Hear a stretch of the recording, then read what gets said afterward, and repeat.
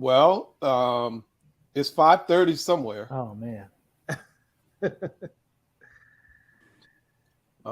Good evening. I don't think I think Greg Evers is still in Germany working Wow. football.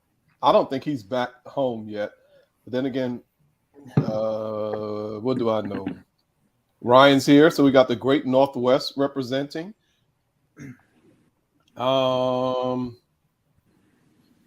Corey, how you doing out there in Westminster?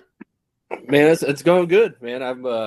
I've been able to transition from preseason get better season to actually got the tests out of the way, got the physical assessment out of the way. Wait, y'all do a physical assessment? Oh, absolutely. So what did y'all have to do? So they took us over to the Arizona State bubble, which we're thinking, okay, it'll be somewhat air conditioned. No, it's just like standing under a big trash bag in the 100-degree heat. So I think it kind of intensified it a little bit. But you have to hold a plank for a minute. You have to do as many push-ups as you can do. Whoa! Hold a plank for a minute. Yep. Oh, that had to be problematic for some folks. I heard a lot of grunting going on. I know that. So, but I was trying to maintain my own focus, so I wasn't part of the grunting group. Salam, could you pull that out? Wait a second. Come on, don't insult me like that. Do not insult me like that. I'm just asking. I think the grunting sometimes improves focus. So Could be, yeah. Depending on the activities, Is I that guess. like a tennis comment or something? Or a what? Tennis comment? Oh no! But how about that final? It was more just my wife. We were learning about Corey and the Pac-12's. That's true. Fitness totally metrics. We don't really care about tennis. This is a football officiating. Okay. I didn't bring up. I'm not tennis. sure if you know that. I don't know why you're directing this towards me when I didn't bring bizarre. up. You did bring it up.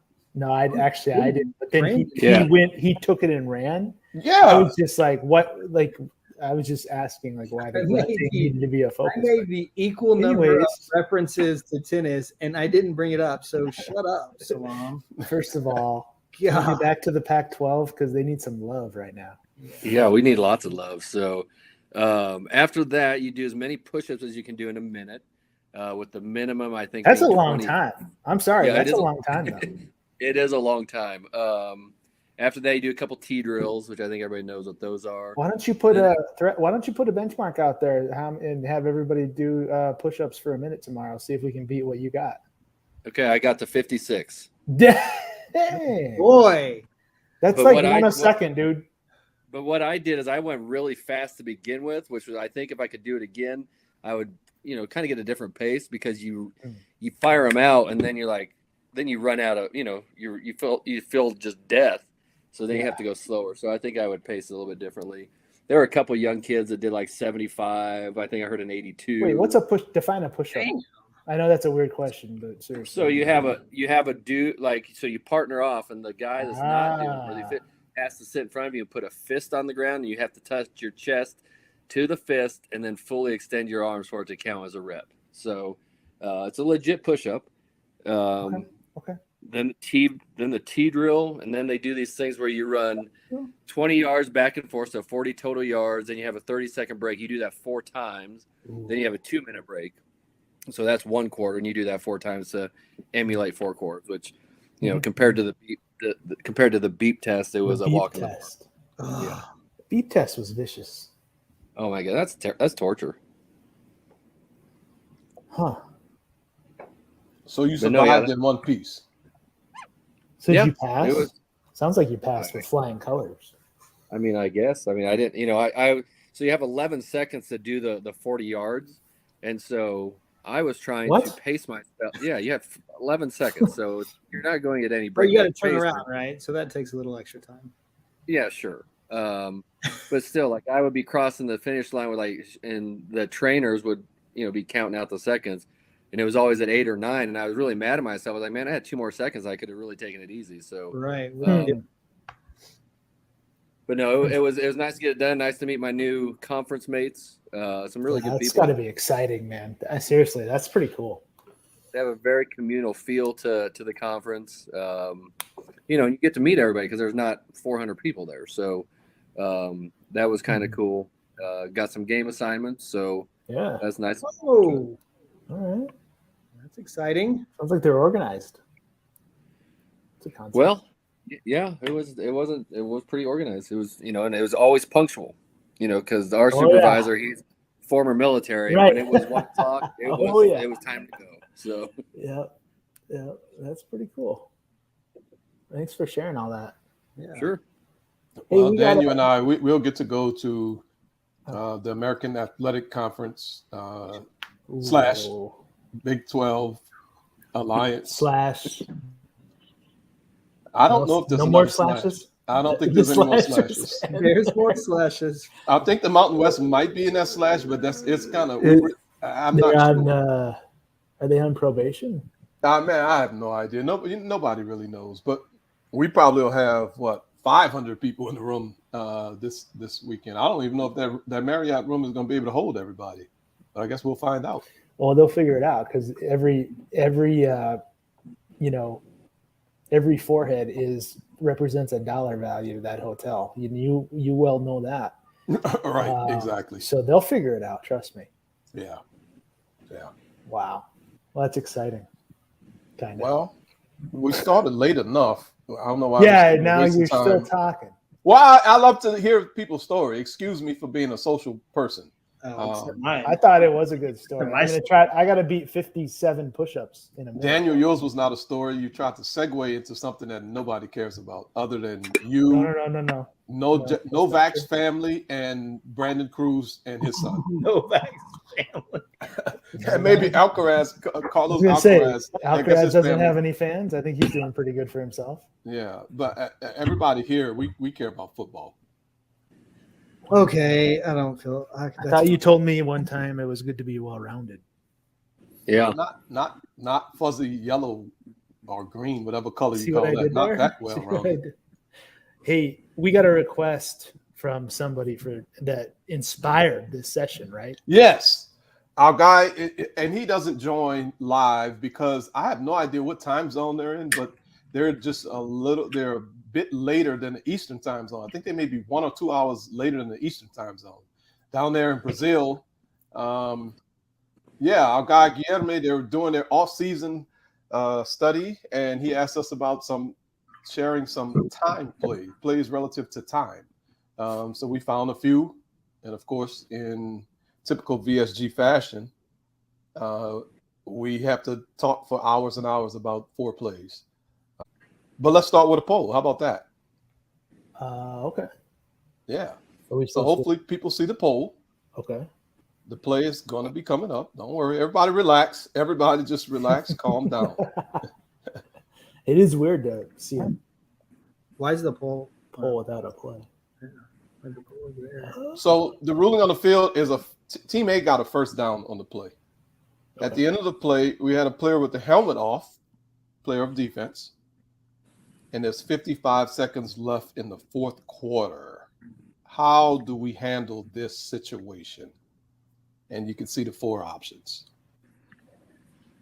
So we're working fourth quarter, not second quarter, I don't even know if it matters. It doesn't matter, but this is the fourth quarter. If for those of you who are scoring at home. So the poll question plus whatever's on the screen, we're just covering all our bases. Oh, I think you were pointing out the fact that the poll writer inadvertently wrote second quarter. No, The I poll- was paying the poll writer a compliment that just to make sure, just to make we're good. Yeah, I think we're working fourth quarter. Poll writer may have had a long weekend. I'm not sure. So we're just trying to figure out how in the world do we handle this. All right.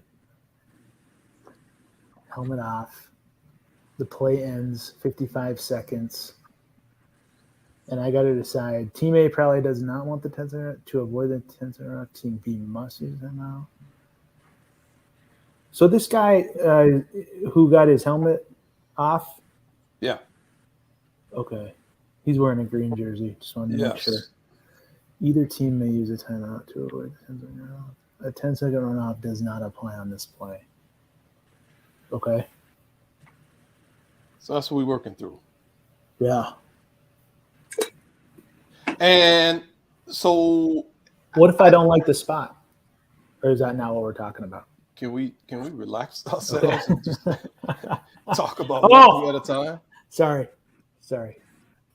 So for those of you, many of you may know, I was fortunate enough to work USFL football this past spring.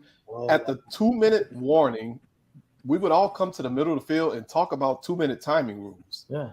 I thought it was the most annoying, unnecessary thing of all time the first 2 times we did it. And then I realized, you know what? This is actually pretty valuable. And I don't know how we could do that. Obviously, we don't stop the game at 2 minutes. We don't stop the game at 1 minute. But those are really big metrics relative to our rule book. And I think it's really important for us to maybe think about some kind of way of reinforcing under 2, under 1, and what that means to our rules and how our mechanics are going to change. This year, our mechanics are going to change under 2 as well for line of scrimmage officials and anyone who's getting a spot downfield as well. I am going to stop the poll. I think if you didn't vote, sorry, try next time. Okay, 7% of us say Team A probably does not want the 10-second runoff. 7% of us say to avoid the 10-second runoff, Team B must use the timeout. 87% of us say the 10-second runoff does not apply to this play. So the rule book is pretty specific on this. In order for a 10-second runoff to apply, the helmet off, correct me if I'm wrong, gentlemen, the helmet off must be the only reason why we stop the clock. Correct. You are correct, sir. There we go. So in this case, we stopped the clock because Team A was awarded a first down.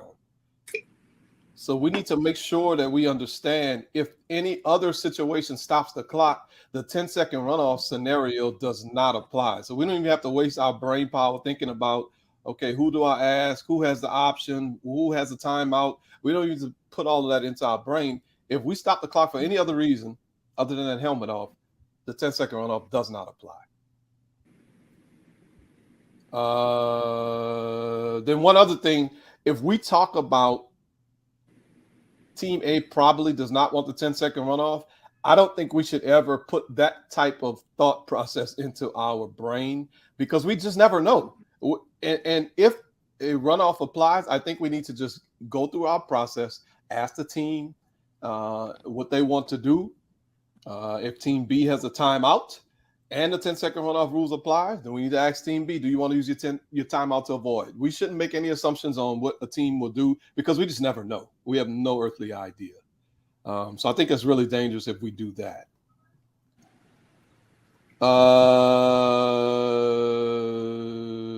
This one was pretty straightforward. Anything before we move to poll number 2 of the first play? No, let's roll. Well, watch this. Brandon Cruz obviously didn't come to the production meeting, but he wanted to look through all of the pre-production material. No, I didn't do that either because you were in charge. So the replay official stops the game, and there is indisputable visual evidence that the runner was down with the ball short of the line to gain on this particular play. Number 20 was down prior to reaching the line to gain, and there is indisputable visual evidence. That's what we're assuming. Now what? How do we handle the 10-second runoff situation now? And we have 3 particular options.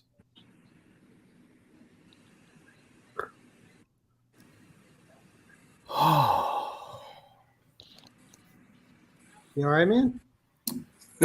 These are stressful. Okay. I mean, this is a pretty low intensity environment. Do you know the value of visualization and I know you do. Okay, good. Maybe you can learn us on that. But my heart starts to go to race faster, beat faster, I guess would be the proper verb. When I'm trying to think about these situations and actually putting myself on the field with the crowd yelling, with the coaches mad, and the Yeah. players confused, my heart starts to beat faster. So I sighed. Is that okay with you, Mr. Yeah, no. Grunt Man? I think it's great, and I think it's Grunt. really good practice. Yeah. I like to try to feel this stress sitting here, not just Clearly, I mean, maybe you could learn something. I You got know, the some good stressful thing though, visualization. Brandon, is if we aren't like prepared, and it's hard to prepare yourself for every situation, right? It really is. But yeah. this is, I guess, after we all leave here and go home, and well, we're all probably at home, go to bed and do whatever. This probably is a good opportunity to go and refresh ourselves on these 10-second runoff rules and how they apply specifically to this type of situation. Mhm. Even if you feel like, you know what, I know what this is. I'm pretty sure I know how to work this. You still may want to refresh. Because, you know, when you get in this situation, if you're trying to really think about how to handle it, like you're saying, Brandon, the crowd is yelling, the coach is most likely spitting in your face if you work at particular schools. A lot. The players are all yelling. Your 6 or 7 crewmates are all saying different things and all yelling also. Oh, yeah. Yep. So the situation is talk very over diverse. one another. Exactly. Like I'm talking over you now. That was and all of them are saying different things. And it's all like, of them are saying different okay. things. So And they all think they're right. And they all think Exactly. they're right. Exactly. So these situations, Especially the 3 of you on this call. Wait. Oh, sorry. That should have been more of a visualization technique than a verbal technique. My bad. I've worked with all 3 of you. I feel like you would agree, Brandon. I significantly improved your career. Oh, wow. Oh man. So I think Daniel would agree too, because he saw you before I got there. Corey saw you after I got there. You single-handedly tried to ruin my career in Minnesota for no reason. Oh my I God. thought we were what friends. play was that? Saboteur. Yeah, Oh, I played that with the Daniel, DPI just was pickup? making stuff up, and he DPI and I were pickup or looking at 2 OPI different pickup? things. Oh my God. You guys talked for 4 hours on the field once on about an OPI. That was I mean, payback. I was trying to was get in- it back, that but he was in didn't fall Baylor. for it.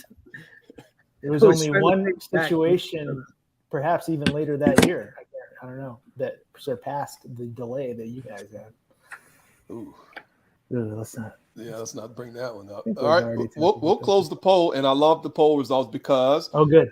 yes, we're all over the place. Half of us want to say the 10-second runoff does not apply, since the clock would have stopped anyway for a B-56's helmet coming off.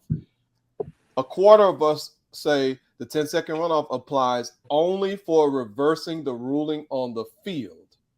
So let's reset the game clock to 45 seconds and start it on the ready for play unless either team takes a timeout to avoid that situation.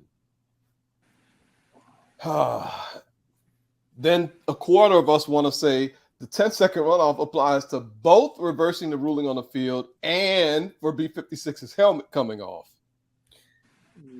So then based upon what the teams want to do, we may end up taking 10 seconds off once or taking 10 seconds off twice.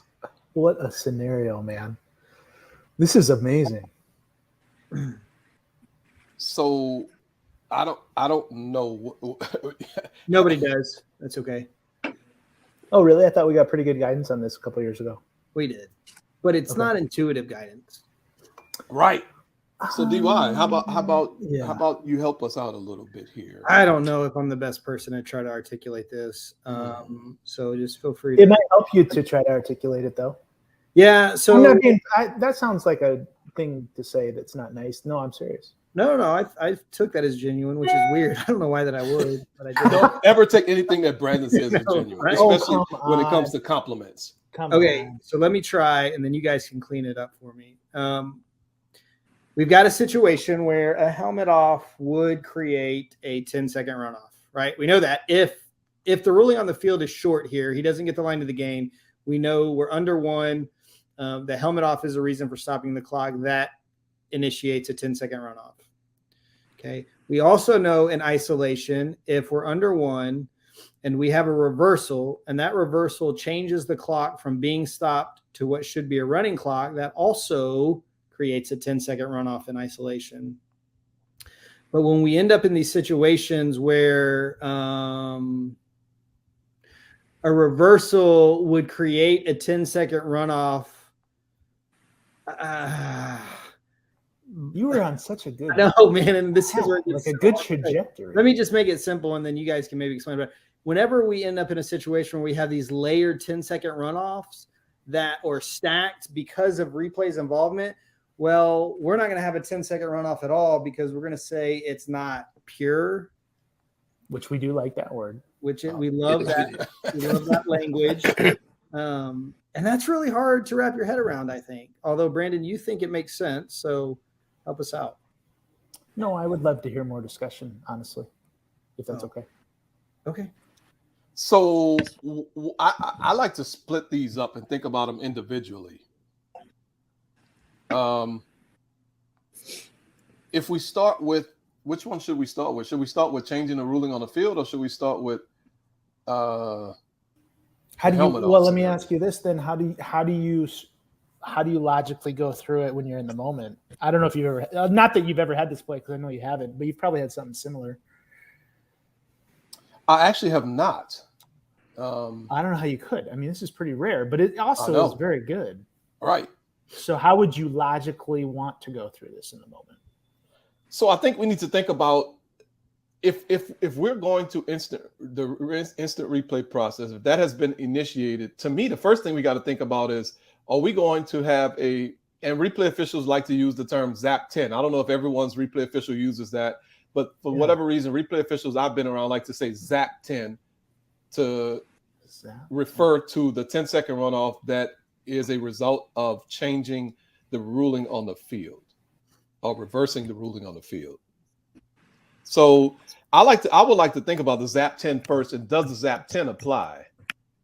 And in this situation, we would technically be going from a running clock to a running clock and not a stopped clock to a running clock. What? Anybody have any heartburn over that? Why does that matter?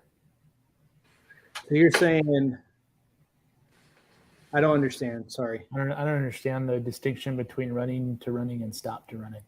Well, because if we go from a stop clock to a running clock, then we do have a ZAP 10 scenario. If we go to from running to running, and we change the ruling on the field, there's no ZAP 10. There's nothing to zap because the clock is already running. I thought the helmet off killed the clock. Well, So I'm only isolating, right, Corey, and I was only talking about the ZAP 10 scenario, Brandon. I wasn't even getting into the helmet part yet. Oh, okay. The reversing the ruling on the field. No. Hang on. You're just saying in general, not specific to this play. Oh, is that what you mean? Okay, gotcha. Right, and it had this helmet not come off. Well, can I just? Can we stay on that for a second? Because it had the helmet not come off, we ruled first down. The ruling on the field was a first down, so that is a stop clock, I believe. No, it's not, because we're gonna wind it right back up. No. That's a running clock. Nope. Let's make sure we understand each other real quick. If the ruling on the field kills the clock, it could be a temporary stop or it could be a permanent stop. That is a stop clock, because, and I'll tell you why. Because if we did the opposite, if we ruled short and replay reversed to stopped, if we ruled short and replay reversed to first down, we would reset the clock to where it was when the ball became dead, because that's a stop clock by rule, by as a result of the proper ruling on the field. So us ruling first down is a stop clock, even though, to your point, it is temporary. And see, that's where I'm hazy, because I thought I was under the impression that a stop clock had to be a actual real stopped clock and not a temporary stop clock. Yeah, go ahead, Corey, and then I'm going to get mad pretty soon. Go ahead. Yeah, I'm going to get mad too. So it's just you can't think of it as like I think you're adding a wrinkle there that doesn't need to be. I think you're thinking of it being like a permanently stopped clock. Like the next time the clock is going to run is on the next legal snap. Okay. And you just have to think about, did we stop the clock at the end of the play? Okay. That's your stop clock aspect of it. Okay. And so if we then review the play and we find that we should have not stopped the clock, that takes away the entire stop clock component of it, and you're then back to a running clock. I don't know if that helps or not. Okay. So it's all Because it about is hard what to we articulate. did. Here's how I thought about it. It's all about what we did versus what we would have done if the play was officiated correctly. Uh-huh. So what we did is stop the clock for a first down. If we would have officiated the play correctly, the clock would have kept running. Because we're just talking about the first down component right now, right? Yes. We're Yes. talking about reversing the ruling on the Yeah. field from So a first down to short of the line to gain. I never understood why people kept saying stop to running and all that stuff. I don't like, if we officiated the play correctly, the clock should have kept running. Period. End of sentence. I think that's what we want to hone in on for this rule. Yes. And I guess, and then also to get to that 10-second runoff in replay, you have to have a reversal. Correct. So those are really the two components. You have to have a reversal, one, and two, if we would have officiated it correctly, the clock should have kept running. Yes. And I am on page 33 of the case book. And thank you for setting me straight. At the bottom bullet on page 33, I'm in 2023. Anytime an overturn creates a running clock under 1 minute of either half, a 10-second runoff applies, period. It does not say anything about if it goes from stop to running. Yeah. That was just unnecessary fodder that people tried to use to figure this rule out. And I never understood that. You did. Hook, line, and sinker. Yes. And in parentheses, it says running to running or stop to running. So it doesn't matter. Yeah. Okay. Doesn't matter. If the ruling on the field creates a running clock, then the 10-second runoff applies. If the replay reversal creates a running So Well, that's interesting. Okay, good. I learned. I'm good. why? But I don't even know that don't even apply to this play anyway. Though. Well, it only would if the helmet off wasn't involved. In right? play, exactly. Yeah. Good. Yes. DY. No. You're that's grunting. okay. No, I'm good. Okay. Yeah, I'm gonna start grunting when I throw my flag this season because the tennis guys do it. It must give them extra power, right? Oh, dude, you're gonna need rotator cuff surgery if you do that. Don't do it. You can't grunt without getting after it. Very good. Okay, so let's get to as far as replays. Don is saying as far as replays, Zap 10 first down counts as a stop clock. Under 2 counts as a stop clock. Yes, Right. yes. Yeah. So although temporarily stopped, it is a stop clock because we rule first down under 2. That by rule creates a stop clock. Right. So, but it's also a red impact? herring and it's irrelevant on this particular play, go and that's what we need to make sure we understand. And for those of you who were in my camp with this stop to running crap, don't even worry about that. just stop worrying about that. If the ruling if the replay decision creates a running clock, then 10-second runoff applies. Period. Corey, that was a record. Within 10 minutes, we got him to change his mind on something. Yep, it was. Yeah, and he seems to have a smile on his face when he's talking about it. He I have a is. big smile on my face. I love learning. He's bushy-tailed and bright-eyed. Yeah, he's or usually whatever that's very called. mad and crusty when he has to be corrected. So No, he gets his ego bruised that's too easily. unfair. That's unfair. Ego. Actually, that's slander. It's more than unfair. It's slander, and I may consider a lawsuit if it continues. Let's go to the helmet off. Let's go. Okay, so now let's consider the 10-second runoff for the helmet off, because now we're saying, well, the clock is running, but we can't retroactively change what literally happened on the field and then go back and do a 10-second runoff for the helmet off. Yeah. Unfortunately, the reason we stopped the clock, it was incorrect, but we stopped the clock for a first down on the field, and that is the reason why the 10-second runoff does not apply for the helmet. When we go back into the review process, we realize, wait a minute, we should not have stopped the clock. Well, unfortunately, it's kind of too bad. We already stopped the clock, and that we can't go back and retroactively create a 10-second runoff for the helmet off. That's my viewpoint, and I'm willing and happy to be corrected on that one as well. It doesn't feel right though, if you think about it, because we kept saying if you officiate the play correctly. Yeah, I hear all of that. Yep. Yep. We're Yep. going to rule short. The clock's going to be running, and here comes this guy with his helmet off. So that would invoke 10-second runoff rules.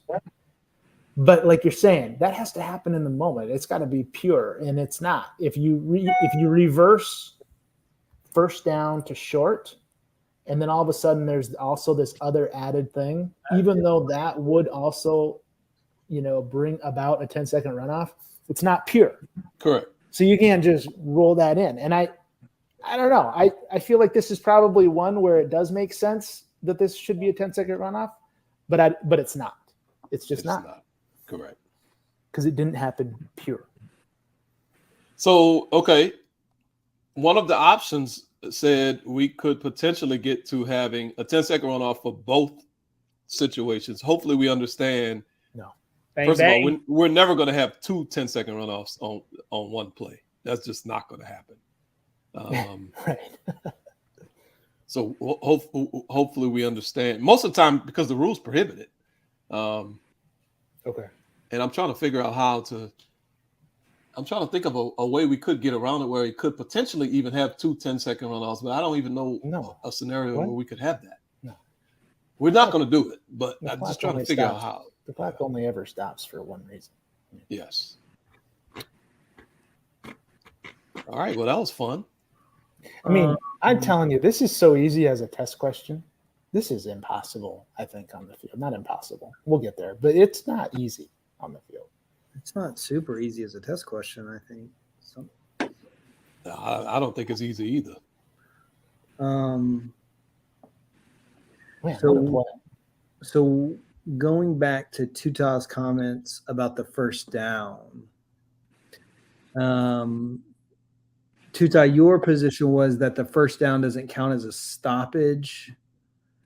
So if we had under one, like we reversed from incomplete to complete beyond the line to gain, is that what you're saying? In that case, it wouldn't count as the first down, wouldn't count as a stoppage, so we would still have a runoff? Incomplete would Ooh. stop though. Ooh. That's a good one, DY. Let's paint it. Let's reset it for everybody, just because I think we all want to be on the same page. The ruling on the field is an incomplete pass. Yes. Replay has indisputable video evidence. The pass was completed inbounds, but beyond the line to gain. Right. So we're just taking that scenario, DY, in isolation, right? Yeah. Yes. Okay. All right. Let's look. Well, how do we handle that with this God, rule? dog. That sounds like a running clock to me. Yeah. No. No, it's not, because you would have stopped the clock for the first down.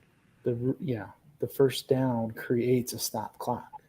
If officiated correctly, What is a running clock then? What is a Okay. running clock? Let's define that. just don't even see. You're going to stop to running crap. No, I'm Don't not. even No, do, I'm yes, not. you are. Don't No, do I'm that. not. If officiated correctly, we would have ruled catch for a first down and done what? Temporarily stop the clock. Yeah, And so then it's wound not it a back run. up. So Don't it's not a add run. temporarily. Just say We stop just the clock. by rule, a first down stops the clock. So if we would have officiated correctly, we would have stopped the clock. So it's not a candidate for a runoff. Yeah. Now, if that catch were short of the line to gain, Boom. Oh yeah, that's no doubt. yeah, Yeah. absolutely, absolutely. So I thought the same thing, but then when Tuta turned to this bullet on page 33, why does it say if there, and it may still be, but I'm confused, and that's why I asked the question, if there is another reason the clock is stopped at the end of the down, there's no runoff. I think that's the pure conversation we're having. Well, no, I think that's this. If there's another reason the clock is stopped. Oh, So- yeah. But the thing is, parenthetically, it says flag, helmet off, or injury. So Okay. is that just like an editorial thing? They just it seems to be specific, like specifically exclude first down is why I'm asking. Okay. I think it's just an interpretation issue because what Corey and I are saying is the ruling of first down stops the clock. yep. Yeah, I don't disagree with that. Absolutely. I mean, it stops the clock. So, and you know that because we would always on a reversal reset the clock to where it was when we reversed to a first down, even though all we're going to do is wind it right back up, right? Yes. You're going to step out. You're going to Yes. get out. You're going to make your replay announcement. You're going to make sure the ball's in the right place, whatever. Everybody's in their position, and you're going to literally wind the clock on the ready for play. Correct. But we reverse it because by rule, that ruling creates a stop clock. So that's what we do. Now, not anymore unless it's under 2. But we don't need to get into all that. But I mean, it's important to understand that if the ruling itself created a stop clock, even though in your words temporary, which I don't think even impacts anything, right, Corey? I don't think the word temporary impacts anything. Nope, not at all. Nope, it's just a stop clock. Yeah. At the end of a down, what is the status of the clock? Right. That ruling, what does it create? Yeah. Stop. So Yeah. I think sometimes we try to over complicate it. I think it's because everybody started doing this running to running crap, and I don't like that why either. they did that. Yeah.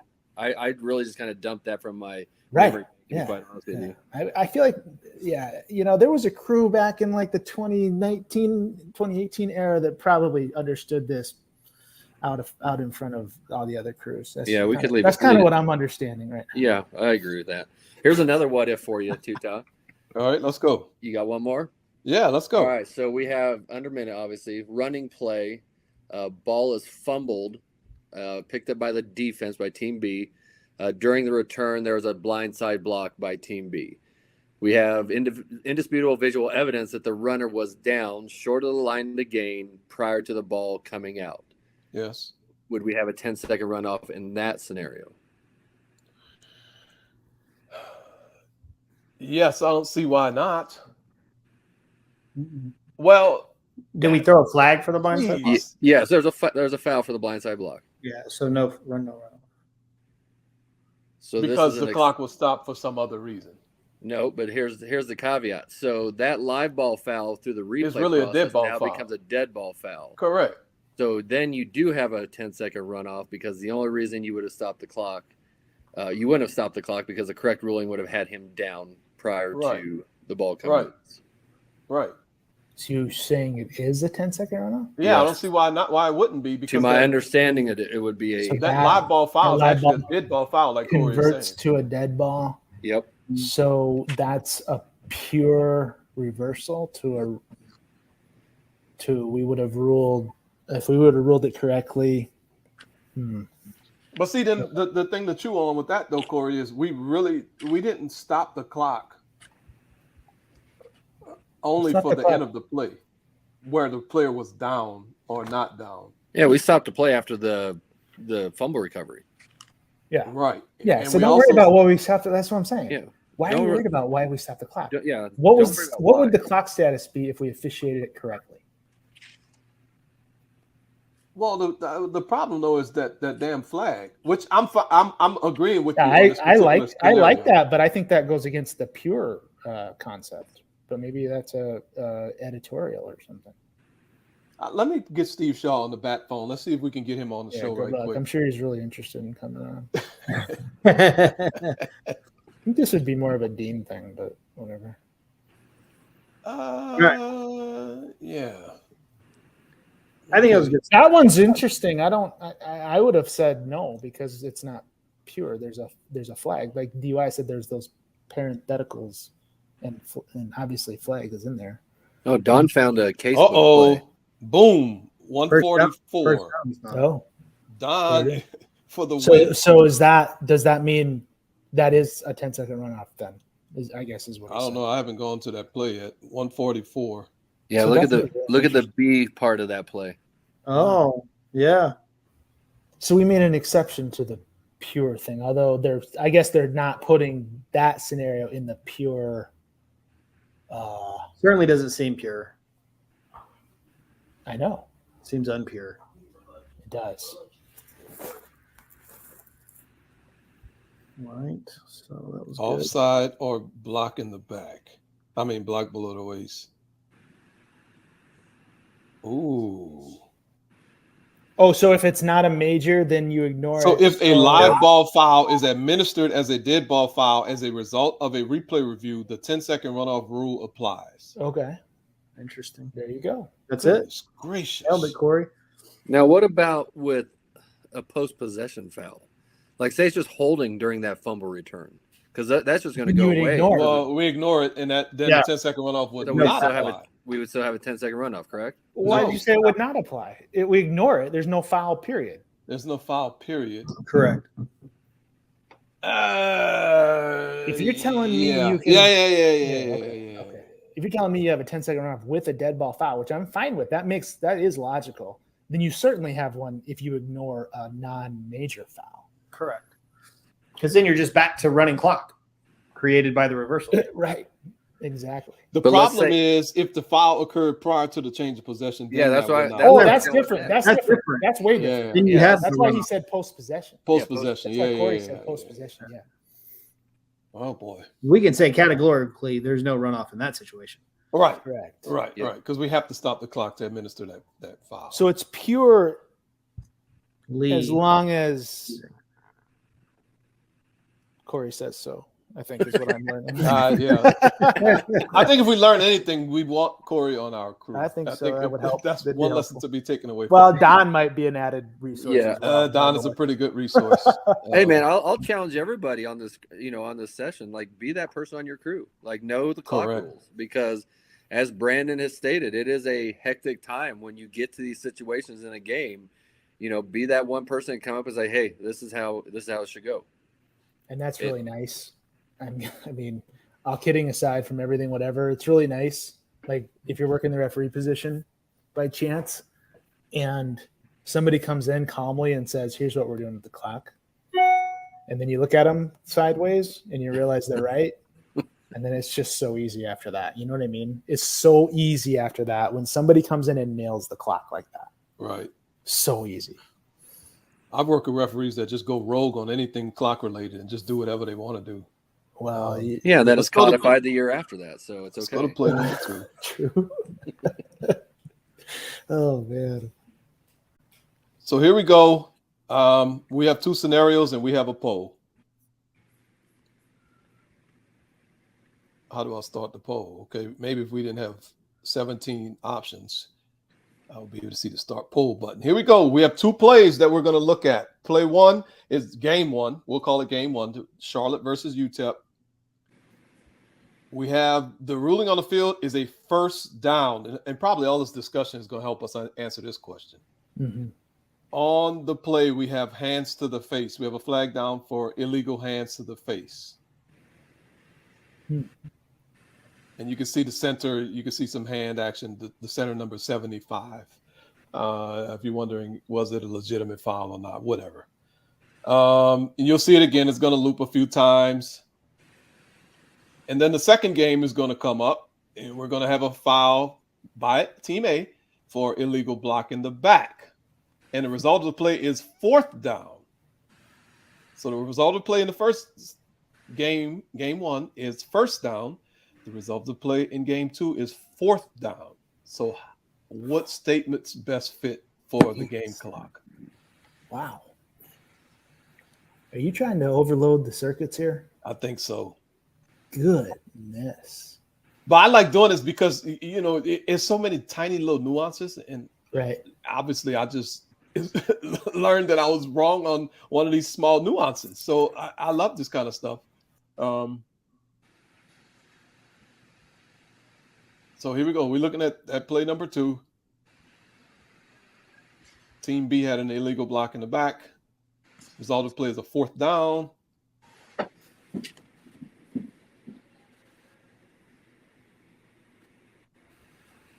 So how do we handle the game clock?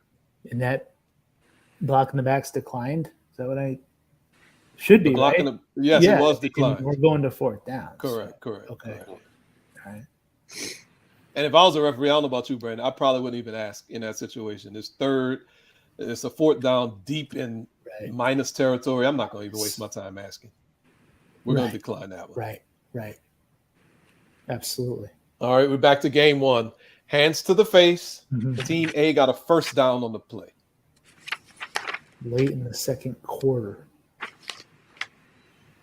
54 seconds on the first one, and I think it was, I don't remember what it was on the second one. Wow. And these are all legitimate situations, obviously, because they literally happened. Well, we're watching them play out, aren't we? Right.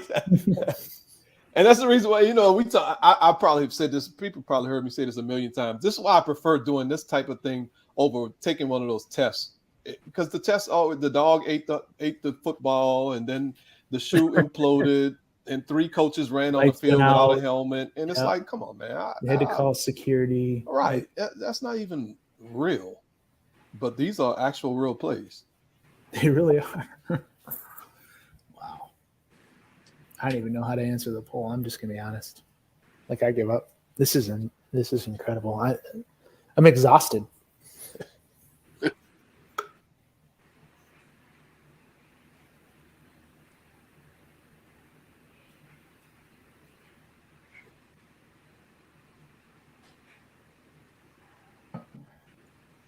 We can send our hate mail to Brazil.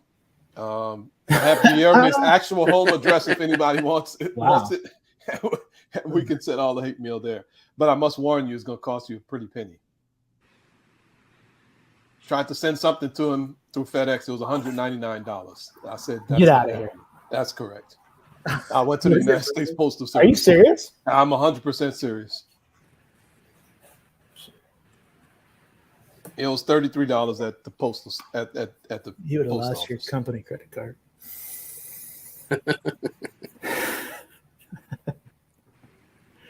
That's hilarious. Dang, people are scared to answer. Don't be scared to answer. We can be wrong. It's okay to be wrong.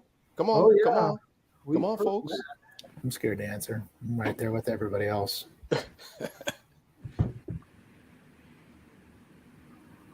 What do we think about the illegal block in the back?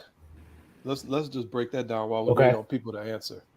You didn't want my opinion on the hands to the face yet? You have changed, Brandon. I don't know about you. You're kind of weird.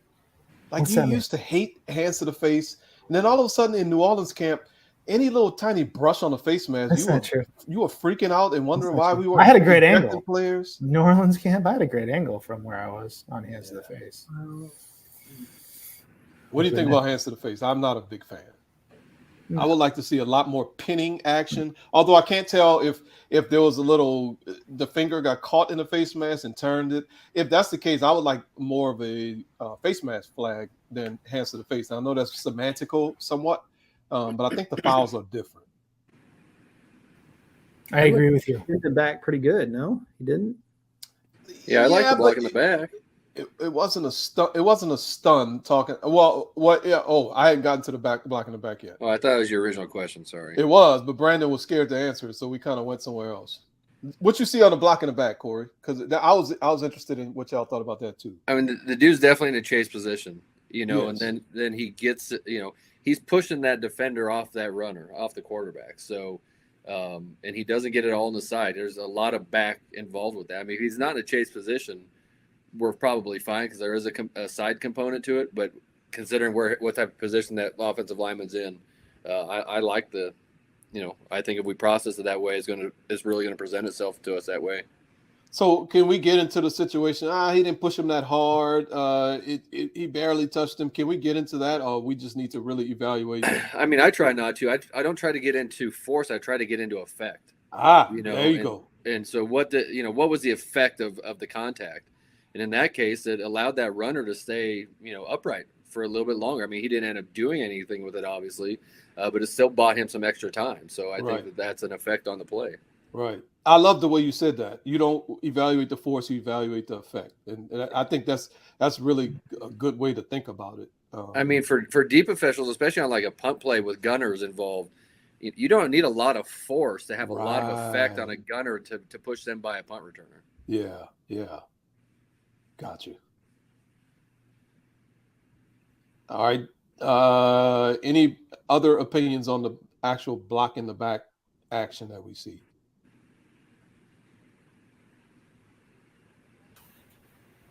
No, I'm on board. I am too. I am too. And the dude clearly the runner gained 5 more yards after the dude pushed the dude in the back directly next to the runner. Yep. So that clearly had an effect. And it's a good call from a EFF referee because ECT. you guys probably don't see that a lot back there, do you? No, I wouldn't be expecting that at all. No, not at all. I'm gonna go a little bit longer and maybe in the poll. One thing to consider: when we start getting down into the fourth quarter, time is really critical, especially when we're talking about one-score games. We're talking about one team. Team A has 1 timeout. Team B has 0 timeouts. This part of the game is really critical, and every second counts. So I think we really need to consider that once we start getting down to this level of the game. All righty, we'll close the poll. Okay, so this poll is really discussing Rule 343. That's really the only rule that we're discussing here. I know last time we were all in the case book. We were in all different parts of the rule book. This one is really just a Rule 343.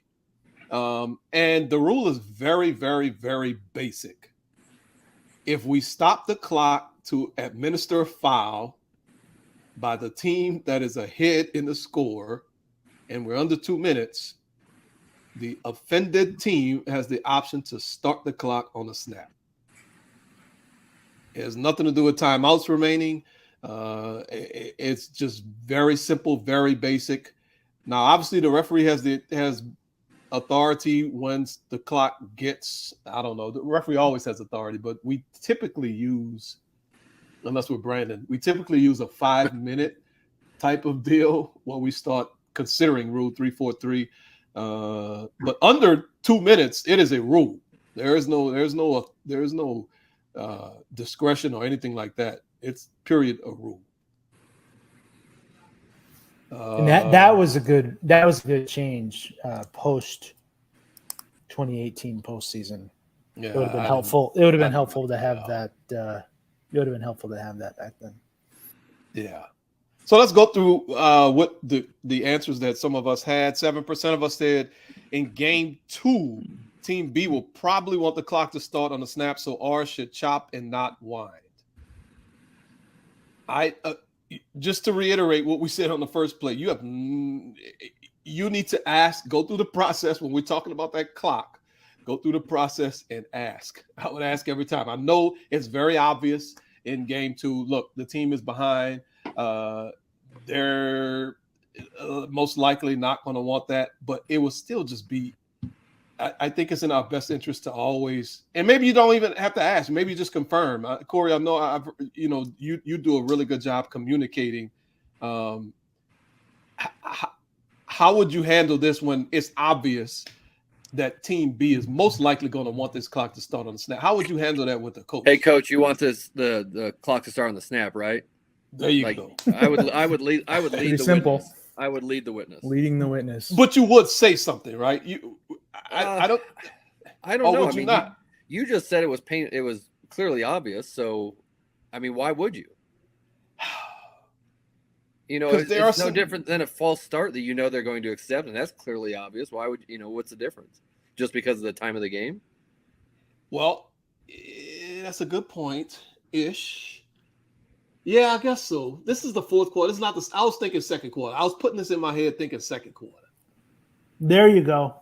I think that's the difference. Yeah. And fourth that's quarter. Fourth quarter. This is fourth quarter. There's literally only one thing Team B wants, and that's all the time they can get, right? Even though it's the fourth quarter and we may not see the coach for the rest of the season, whatever, it's a really good time to build a little bit of rapport. Just, hey, coach, clock's going to start on the snap. That's what you want, correct? And I mean, I don't know. I don't think it's a problem to go that extra mile, in our business, but this is very obvious. Yes. Second quarter, I think you should ask for sure. Oh, yeah, because you don't know. Right. Okay, 14% of us in game 1, Team B has the option to start the clock on the snap since they have a timeout remaining. Let's make sure we understand Rule 343 has nothing to do with if a team has a timeout remaining or not. That's when we start talking about 10-second runoff scenarios, not whether the clock is going to start on the snap or on the ready for play. So we wouldn't use that as a measure of determining if we are going to start the clock on the snap or not. And then 79% of us say in both games, Team B has the option to start the clock on the snap, and that is the most appropriate answer here. Although, but wait, Tom, I'm good with F, Corey. I think I'm good with that. But go ahead. Sorry, go ahead. I mean, they're not going to accept that block in the back penalty, right? Correct. So why does it matter? What do you mean? Like, if they don't accept a penalty, do they still get the chance for the run, or do they still get the option? Absolutely, because we stopped the clock to administer the penalty. Correct. And Correct. declining a penalty is administering the penalty. Yeah, it's and I think a lot of people get tripped up on that. Yeah. And so Yes, they do. I think the language in the rule says to complete a penalty, and completing a penalty can be accepting, declining, offsetting. So correct. And I think a lot of people get, they declined the foul, so they don't have that option. Right. Good point. Good, excellent point. Yeah. Just because they decline the penalty, that has nothing to do with whether they have the option to start the clock on the snap or the ready for play. Well, and it comes from that same thing, Tuta. We're just talking about all of these end of half timing situations, like the answer, what was it, B or C? I don't know. The one with timeouts. You said timeouts in one of D. these, right? Yeah, that was D. D. And so we think about timeouts. Well, that applies to 10-second runoffs. And so this you can't, if you decline it, you can't have the 10-second runoff. So it just all kind of gets woven together. So yes, we can distinguish between these circumstances to come to that correct decision or ruling. Right. And it's easy to get confused. Golly, it's easy to get confused. All right, so this, and hopefully this is going to work. I'm going to try to walk us through these two situations because we handled them differently in the games. This is the first game, and I'm going to try to get to the end. You can look at the bottom of the screen, the headline judge. We've accepted the penalty for illegal hands to the face, so we're going to mark off 15 yards. The crew did a really good job, very efficient in marking this off. You can see the center judge already has the ball, marking off 15. H is at the bottom. And I don't know if the referee communicated with the H or if the H realized it himself. You can see now he's turning to the coach. Coach, what do you want to do? And then you can see he's going to give the X sign in front of his body. Referee chops it in. Boom. That's how quick the communication went. That was, to me, I thought that was outstanding. The crew did a really, really, really good job from dead ball to enforcing the penalty to asking the coach, what does he want to do? The coach in this situation decided that he wanted the clock to be stopped, which was, I thought was kind of odd. So that's why I really wanted to reinforce also, we don't know what a coach wants to do. Now, fourth quarter is different, and I understand that. Second quarter, we have no earthly idea. I would think that he would want the clock to run because he wouldn't want Team A to have a chance to score. If we go back and look, the clock was 54 seconds. Team A had one timeout remaining. To me, I would think a coach would say, you know what? Yeah. Run this clock. Interesting. But great job by the crew communicating, really effective communication, really quick, effective communication to get this situation handled really quickly. So I would advocate for us to think about how we would make this communication. What is the question we would ask the coach? Do we want to lead him in this situation? I don't think we do. I think we want to just simply ask and just figure out how you're going to ask the question. What's your phrasing going to be?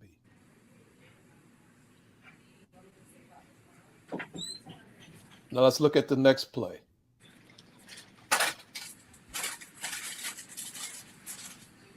So we talked about, hold on, let me try to go back first because we need to see what the situation was. We talked about the clock being very important. If we can look here and just watch the end of this play. As the play ends at 1:44-ish, you can see the clock continues to run. Every single second is important. Corey, what tips do you have for the end of the game situation, and how much time is?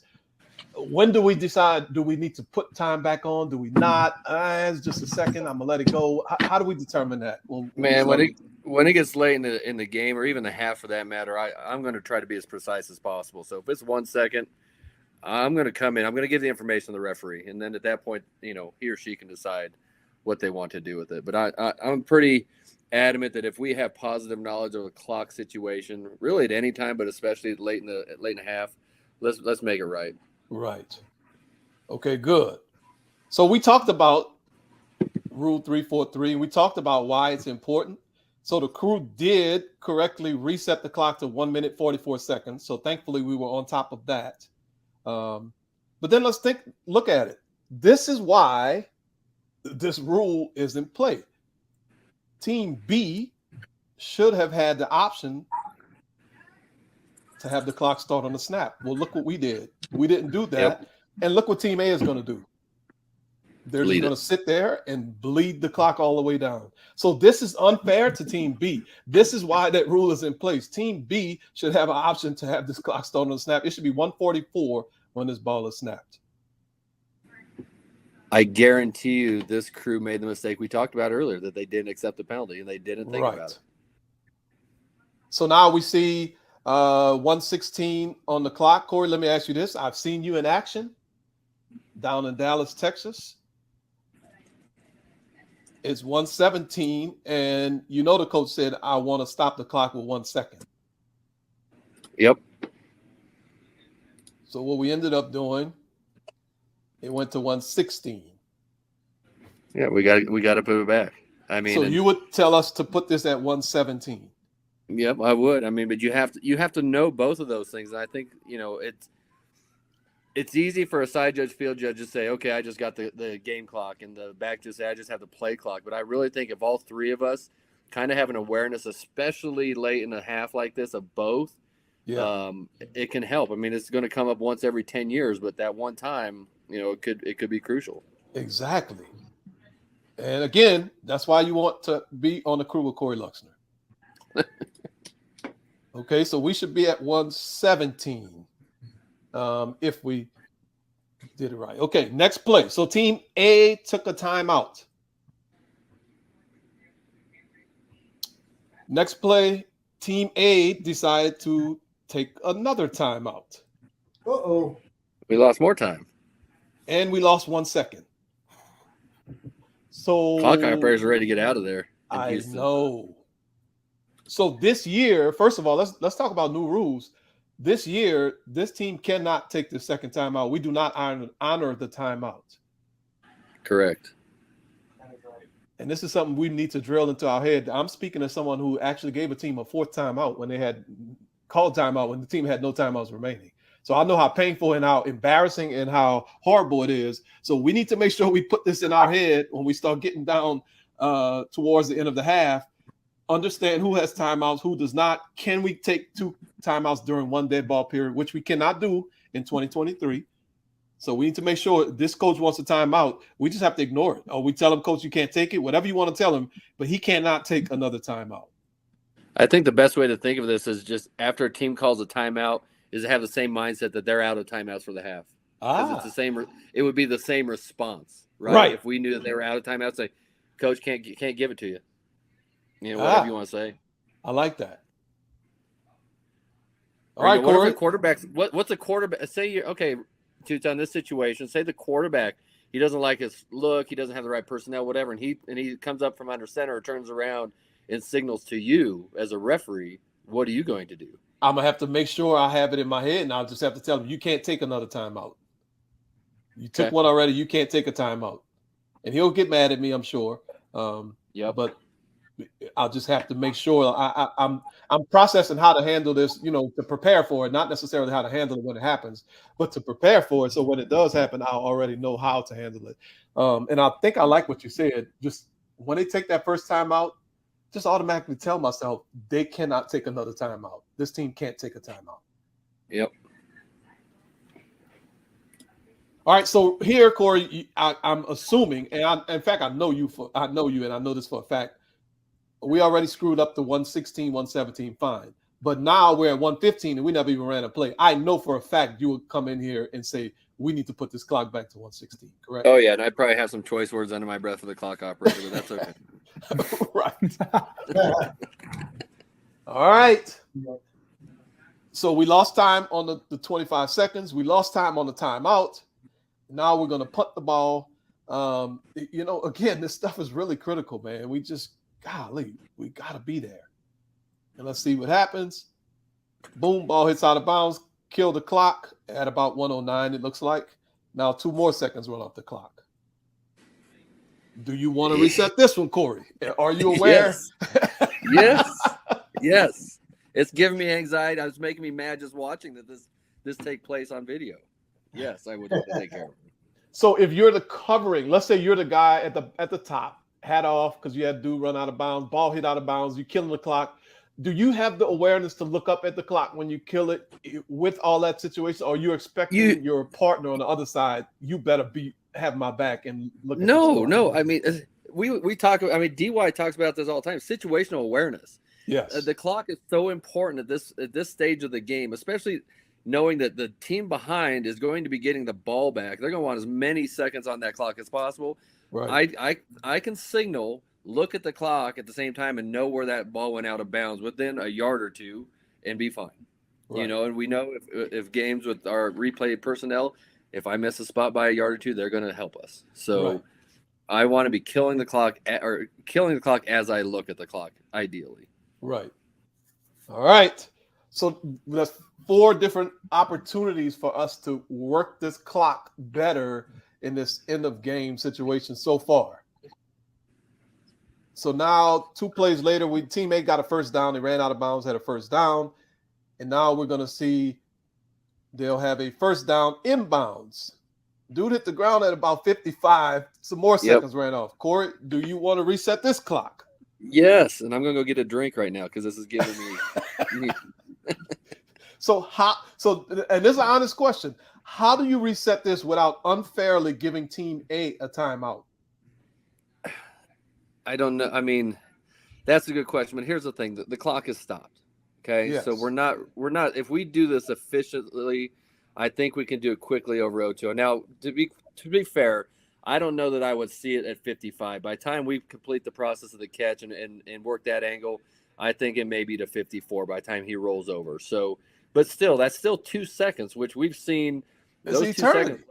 It's an eternity this time of the game. So I would just simply say, hey, the clock's got to be 54. Make it 54. And I wouldn't give it to you as an option. I would give that to you as a directive.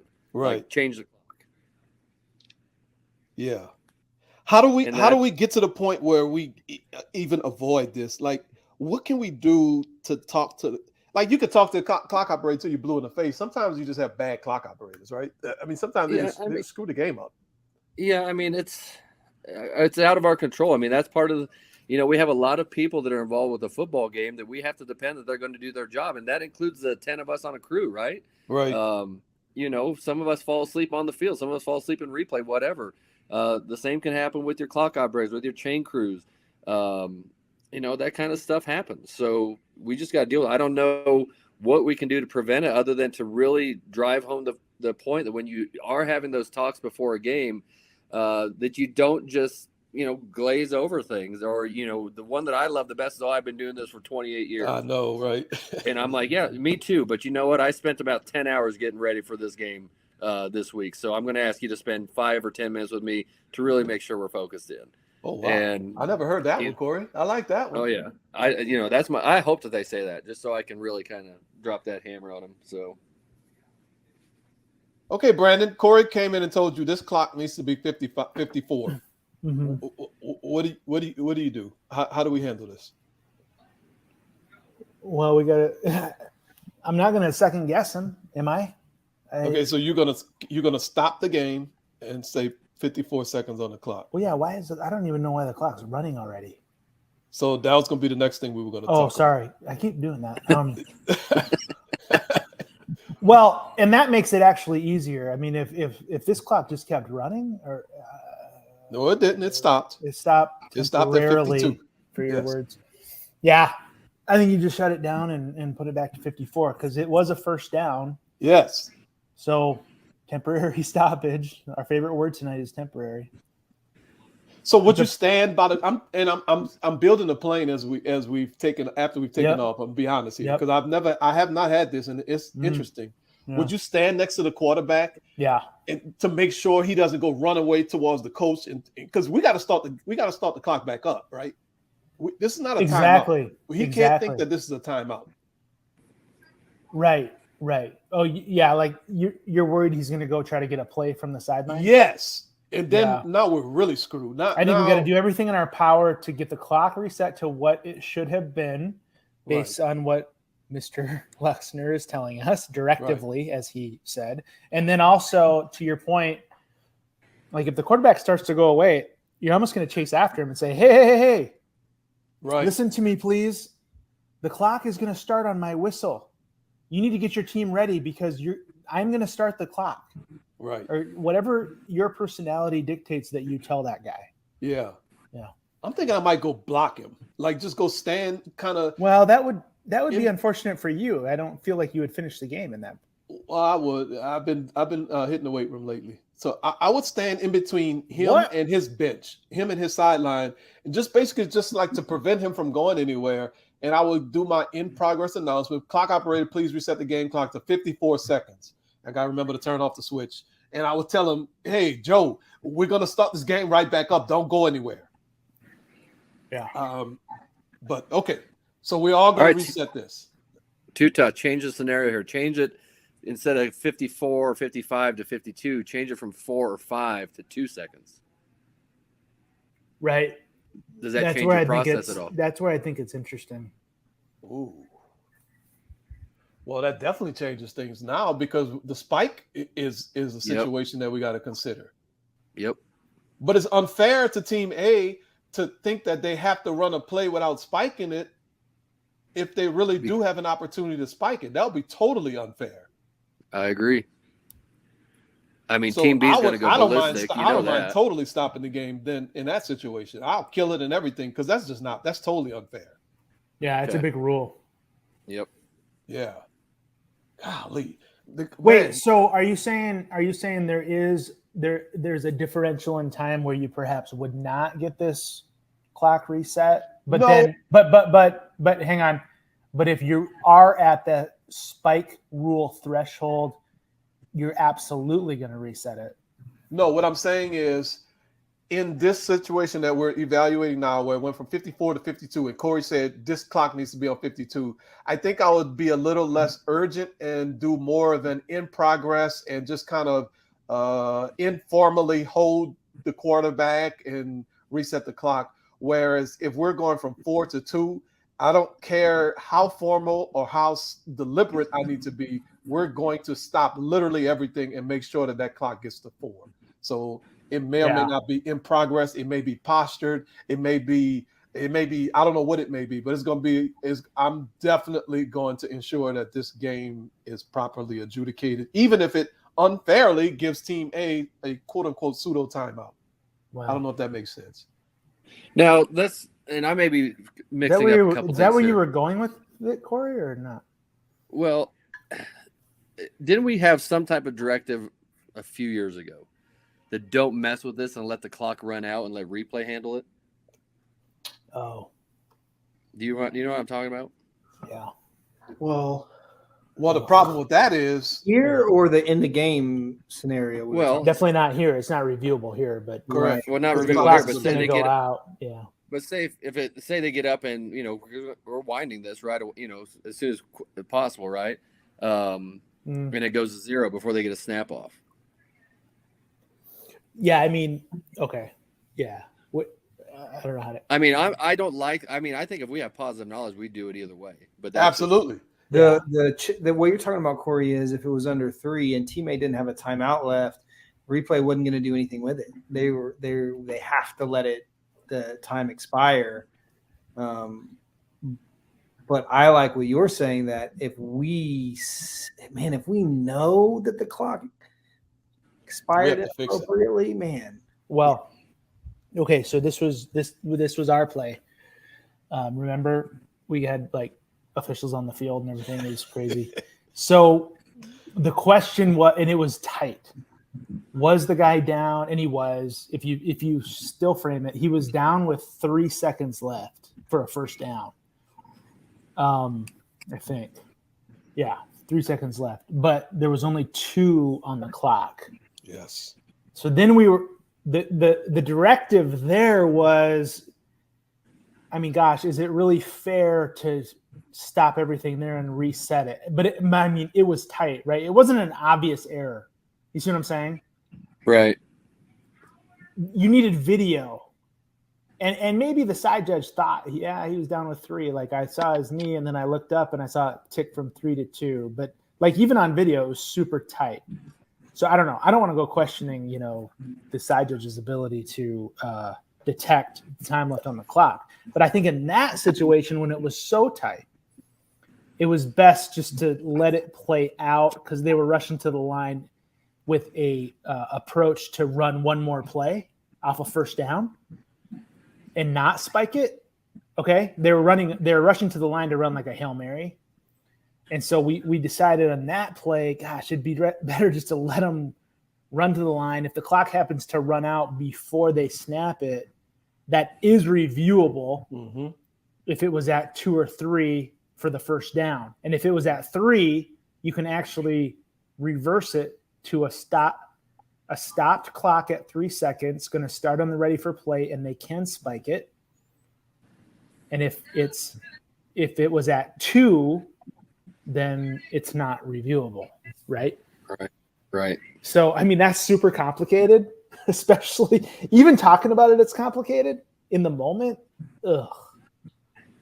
Yeah, I think you almost steal a play from Team A if we don't put it up there. But that's just correct. No, Corey, I think Brandon is agreeing with you. If I am. If you know for a fact, then it's clear. Yeah, then we got to fix it. It's like it's another definition of clear and obvious. Yes. And again, I'm not trying to doubt like anybody's ability to detect how much time's left on the clock after they see a knee down, right? That's not what I'm trying to do. But if it's so tight where it's like knee down 3 to 2 and that's bang, bang. I mean, then leave it alone. I think you want to leave that alone because that's not, because we ain't that good anyway. By the time we kill the clock and all of that and look, and I think we are, honestly, but I think it's tough to, yeah, no, I agree and kind of disagree, but I mostly agree. All right. So I don't know if that 3-second rule really helps us, honestly. It almost complicates matters worse. Yep. I don't know. All right, Mr. Cruz. So we got the ball down. How do we determine, because Corey made mention of it, how do we know when to wind this clock back up? Yeah, well, just do this once and figure out, how messed up your brain is in these situations, right? Yes. Oh my gosh. I mean, because, and I don't know, it depends on the crew, but like on the 020, wind it. Like, right. Stop telling me to wind it. Like, I know. Yeah. That's pretty much the only thing we're focused on, to where the quarterback could pretty much, fall flat on his face in these moments. And I probably wouldn't even know he did. You see what I'm saying? I'm so focused on trying to manage the clock. Yes. Which is wrong because we got to be able to do multiple things. But you know me, I like to use the play clock as a guide. So I know we haven't talked about this in a while, but I always like to use the play clock as a guide here. And I think it's fair if they're organized to wait until 32 to wind it. I'm sorry. That's not what I meant to say. I think it's fair if the play is somewhat like close in proximity to wind it at 32. If it's a play that's like way downfield, I think it's fair to wait till about 30 to wind it. 30 to 32 on the play clock is my preference in these situations. Now, if they snap it, you just wind it, and if they, and I'm not, look, if they weren't set and they snap it and you wind it, fine. I mean, we're in a running clock situation, and that is candidate for a 10-second runoff to go down a whole other arm of all this. But I think the game, and I've said this, I think, for a long time now, the culture of the game really wants these plays to happen. Correct. The culture of the game does not want us to rush through this clock, meaning like wind it at 10 minutes in the first quarter. We're winding this clock as soon as we have a realization it's a first down almost, like there's a 3-second pause and then we wind it. And whatever's going on now is fine, but not at this situation. This team is down by 4 driving. The culture of the game wants us to be more deliberate until we wind the clock here. Okay, that's why. So, all right. I want to play devil's advocate. I know you do. So the quarterback is now, the team is ready to snap the ball. You can look at this from the end zone. I wouldn't mind it. Huh? I wouldn't wind it yet. I know. I haven't even asked my question. Can I ask my question? Wow. So the team is ready. Are you leaving the witness? No.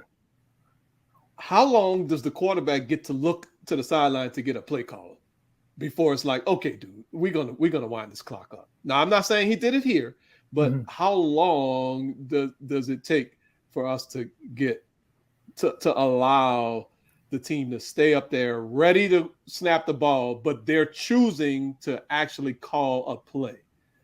Yeah, so this is where I was kind of talking about organized, but more proximity of the play from the previous spot. I just don't think, and I know the defense will be mad, but I just don't think you can fault anybody here until you see 32 on the play clock and you start to wind the game clock. I just don't, that's 8 seconds with a slight human delay to start the play clock. I mean, by rule, the clock stops on a first down, and the culture of the game really wants these plays to get up. I think 32 seconds is the perfect time to wind this clock. So How do you answer Team B's coach who is yelling, turning red, having brain aneurysms, veins bulging out of his neck, that you're not winding the clock? How do you answer that? I wound it at 32 on the play clock. That's why I use that, because it's super definitive. Like that was easy. When I had this situation and the defensive coach filed a unbelievable, they won, by the way, but they filed a massively formal complaint against my clock management skills. Appropriately. You know what the coordinator did? He looked at the play clock and told the coach. He called me the next day. He said, I told the coach he wound it at 32 on the play clock. I said, that's right. All right. And when the coach realized, I didn't realize that, because this feels like an eternity. It does to everybody. And that's why I'm asking. Exactly. Because they're standing here. Dude is on the ball. The center has the ball. He can snap it at any time. So you're probably in your brain, you're like, oh my God, I have to wind this clock back up. Right. Yes. And you do. And you're going to feel pressure and you're going to feel anxiety. But if we talk about these situations like we are now, then in the moment, it gets a little easier to manage this. And I'm just going to go right to the play clock. I'm telling you, if the quarterback falls on his face and starts to seizure, I'm probably not even going to see it.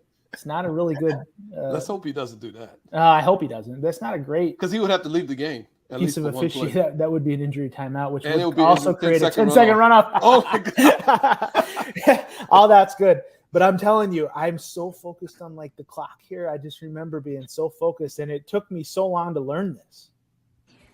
Nobody talked about this stuff, man. I know. It's hard too, and it's hard. It's so really hard to execute. It's really hard. There's so much anxiety. Yeah. Yes.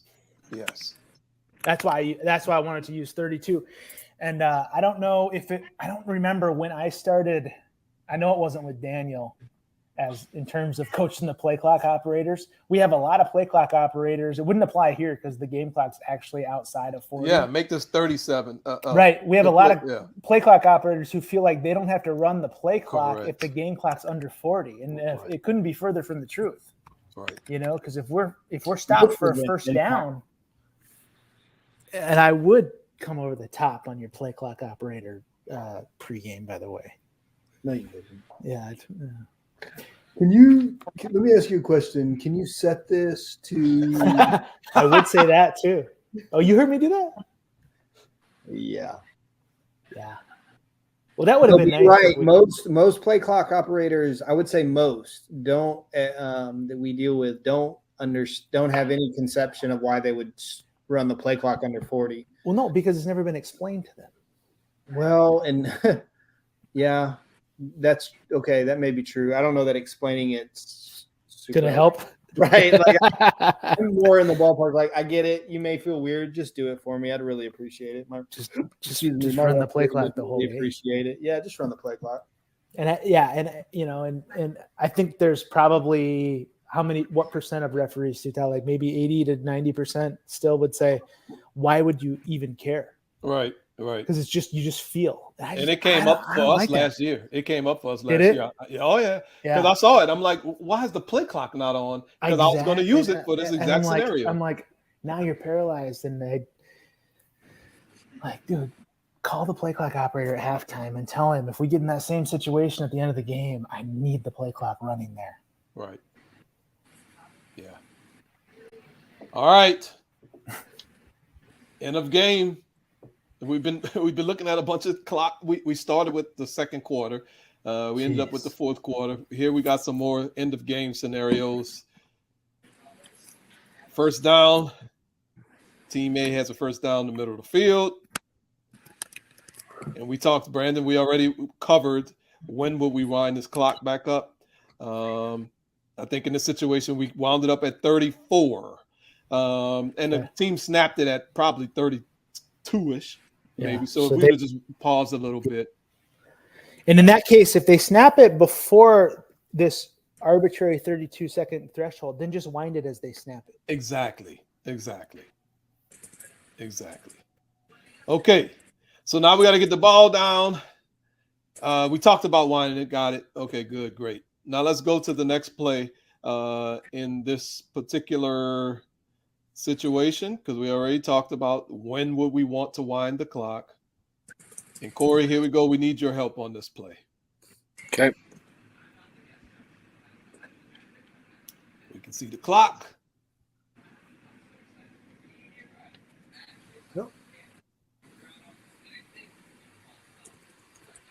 Okay, so the ruling on the field is that the receiver caught the ball and was down short of the line to gain. Corey, do you look at the clock at all? Even if you know this dude is ruling him short, are you gonna look at the clock at the end of the play to know? Yeah, it's just because I know that's just kind of my thing. Like I look at the clock after every play. Like I probably, if I know there's no dead ball action for me to really work on, that's number one. If there's dead ball action, that's the one time that I probably won't. Yeah. So DY, do you look at the clock at all at the end of a play? Yeah, I do. Okay. So I'm asking the question because I really think we need first of all, we need to work this play better. I mean, this dude clearly has the ball with the knee down beyond the line to gain. Sure. So we make that's a great point. We make everything so much messier and harder whenever we make mistakes. Right. Put that out there. And we're gonna make mistakes because we're human, but it's a good thing to remember that if you don't like dealing with just insanity in these situations, you only breed more insanity when you don't get it right. So do we want a crossfield spot here? I was wondering that same thing. I don't know. I mean, I just feel like this guy needs. I feel like most of the line of scrimmage guys that we work with and that help out with our pure officiating are going to say, no, you got to own that. Yeah, but what if your dude falls asleep? And just falls flat on his face. You gotta help him out, right? You got to be, Oh, if you're on the other side, absolutely. It's like a reverse double action. Yeah, it's like, man, we've missed this one. Whoa. We got to fix this one. But now here's the problem. How do we know how much time was on the clock? And this is why I asked Corey the question about. Because of Corey. Yes. So everybody on the field, whether we're giving them a first down or not, we got to know what time this play ended. Corey, I don't know if you remember, we had a game at UNLV. This had to be 9 years ago or something like that. Team A got a first down inbounds. The covering official wound the clock because it was like a cross-field type of situation. I can't remember if he wound it and killed it or just wound it because it was really close to the line to gain. We end up with a crossfield spot. We had the line to gain, but I'm not trying to pat myself on the back. Maybe I am. I don't know. I looked at that clock and I knew when he wound that clock, I knew for a fact that we still had time left on the clock. Team A ended up calling a timeout.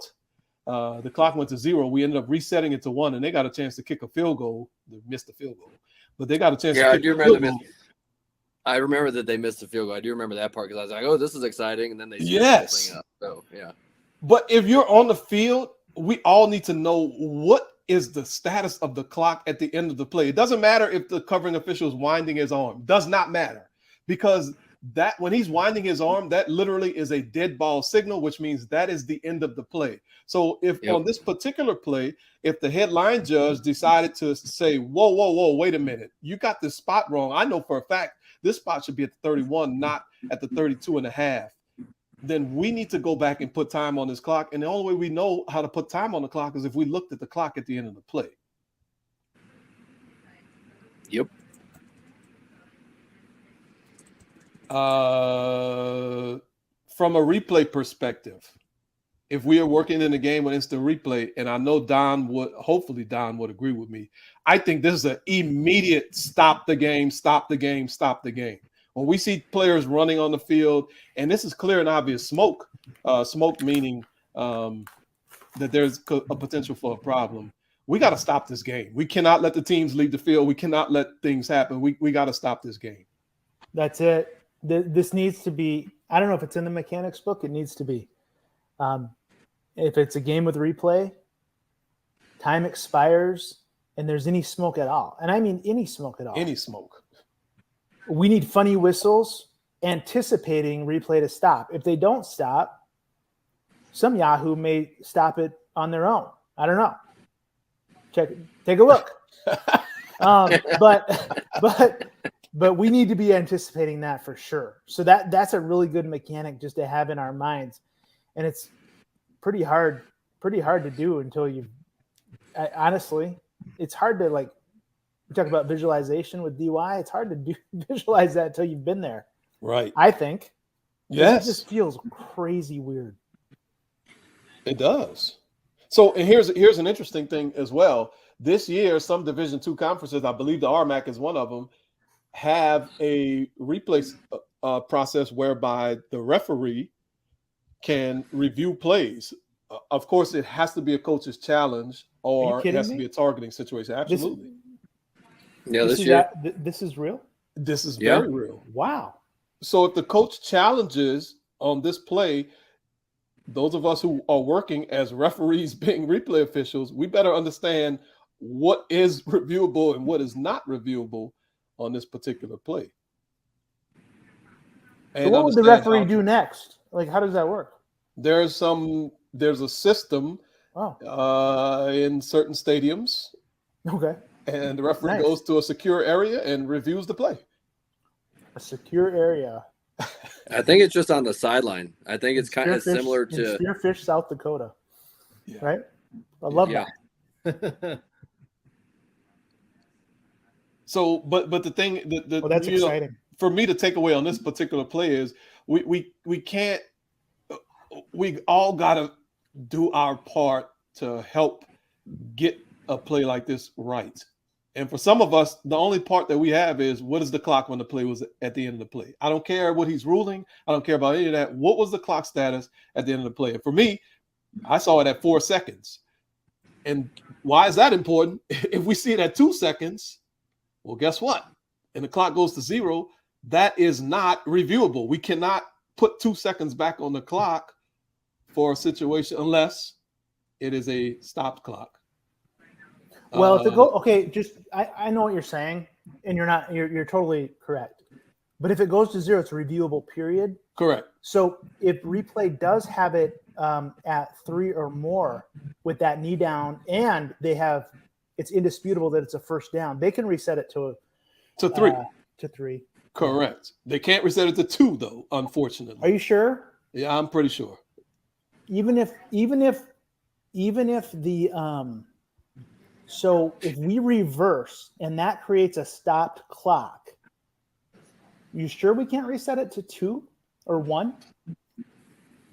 The result, I'm the reversal is a 99% first sure, but down. Don is pointing us to bullet something on page Okay. 33.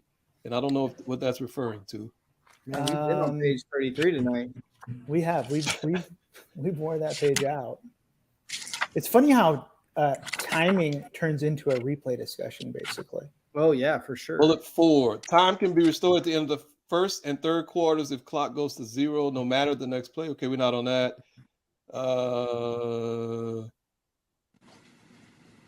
Don, you mean bullet 4? No, bullet 2. Oh, he said bullet 2? Oh, I'm sorry. Yeah. I was looking at bullet 4.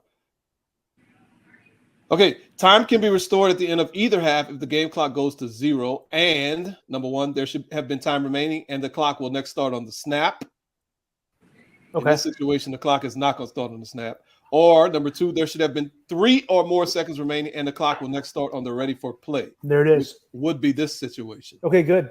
So there it is. Okay, that's interesting. Yeah. So since the clock is going to start on the ready, now we need to make sure we clear the timeout scenario here. 'Cause Yes. that could trip us up as well. well, that could make that rule irrelevant. Yes. If somebody has a timeout, they have obviously be the offense. Even 1 second. We can put 1 second They on could the clock. we could reverse to what? Obviously we could reverse to a first down only. It's not as if the guy's down. That's not review. If the guy's down short, if we rule him down short of the line to gain, and he is through video short of the line to gain, you can't put a timeout on there. No. Sorry, you No, didn't because use they your would have timeout. to take You the suck, timeout. right? Okay, Yeah. but if like here we reverse to a first down, they can use the timeout, and then I don't care what the clock is at. We're putting that clock to where it was when that knee was down, and we prove that the process of the catch was satisfied. Correct. That's amazing. Yes. Whew. So note if absent timeouts, it's got to be 3 or more. If the clock is going to start on the ready for play. Correct. If the clock is going to start on the snap, it doesn't matter what the time is. So like that, I guess that would be him being out of bounds. Yes. Yep. Then if he's out of bounds with 1, we're putting 1, we're reversing and putting 1 back on the Absolutely. clock. Correct. Even if we didn't technically get it wrong, we just didn't. I mean, and it's nobody's fault. It just goes back to the fact the clock didn't stop in time. Right. And I So think the intent of yeah. that rule is because of the spike situation where a team can't spike whether That's it's 2 or fair. 1. That makes sense. That So they makes don't sense. want them to get an extra play Right, unless they have a timeout. unless they have a time. I think it would be so easy to miss that. And this Yes. happens never. So you got to be ready for this stuff. This is great. Yeah. Oh, man. Okay, so to reiterate, what we learned today is make sure you get on the crew with Corey Luxner. It's helpful. I don't know what else we learned today. Just be hyper aware of your situational awareness. And I mean, part of that's the clock. Yes. I think because that's the thing. It's like Brandon even said, it's one of those things that's just going to trip us up because, it's great when you're doing a test, but when you're in the heat of battle, so to speak, we get wires crossed. Very simple. So, make sure that's part of your situational awareness. Right. Right. Well, there it is. VSG 152 in the books. I hope it's well received down south. What does that mean? Isn't it Brazil? Oh, I didn't know. I'm when you say down south, I was assuming we were still in the United States of America. But you mean down I feel like they're in the hemisphere. southern hemisphere. Yeah. Yeah, they're in the dead of winter right now. Wow. I know that's true, huh? Wait, whoa. There's a question. Here we go. Okay. Let's figure this out. What if no timeouts and we have a runoff? Under 13. I see what Dan is saying. Okay, sorry, I don't. What's going on? I don't think that it impacts our decision. What Dan is saying is no timeouts remaining. We have a 10-second runoff. The clock was stopped at 12 seconds. So now we would get to that situation where once we do the runoff, we're at 2 seconds. But the problem is in this scenario that we're discussing, this is a clock that we need to reset.